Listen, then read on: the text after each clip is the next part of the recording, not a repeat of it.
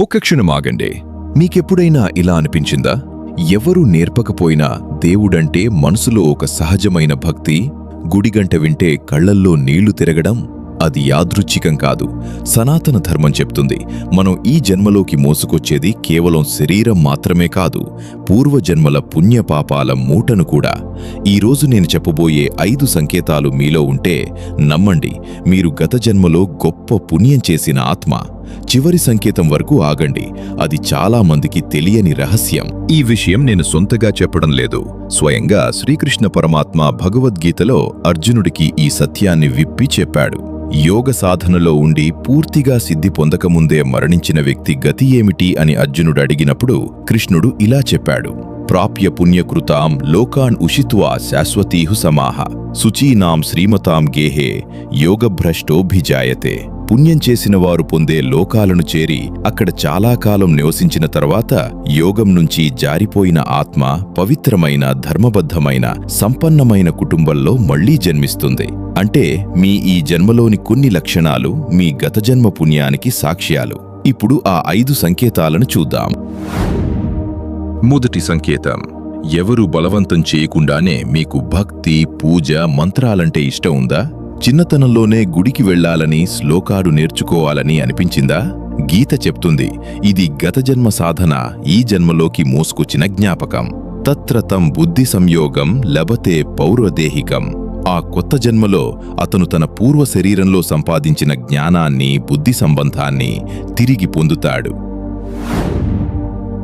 రెండవ సంకేతం: మీరు మంచి విలువలున్న కుటుంబంలో లేదా మంచి మనుషుల మధ్య పెరిగారా? ఇది యాదృచ్ఛికం కాదు, గీత దీనిని దుర్లభం అంటుంది. అథవా యోగినామేవ కులే భవతి ధీమతాం ఏతద్ది దుర్లభతరం లోకే జన్మయదీదృశం. లేదా అతను జ్ఞానవంతులైన యోగుల వంశంలో జన్మిస్తాడు. ఇటువంటి జన్మ ఈ లోకంలో పొందటం చాలా అరుదు. మూడవ సంకేతం: జీవితంలో పెద్ద కష్టం వచ్చినప్పుడు కొందరు దేవుణ్ణి తిట్టుకుంటారు, కానీ మీరు మరింత దగ్గరవుతారా? బాధలోనూ మీ నమ్మకం చెక్కుచెదరకుండా ఉంటుందా? అది బలమైన పూర్వజన్మ పుణ్య సంస్కారం. నాల్గవ సంకేతం: ఎవరో ఏడుస్తుంటే మీ కళ్ళు చెమ్మగిలుతాయా? ఆకలితో ఉన్నవారిని చూస్తే మనసు తల్లడిల్లుతుందా? ఈ సహజ కరుణ అందరికీ ఉండదు. ఇది అనేక జన్మల సేవ, దానం వల్ల పెంపొందిన ఆత్మ లక్షణం.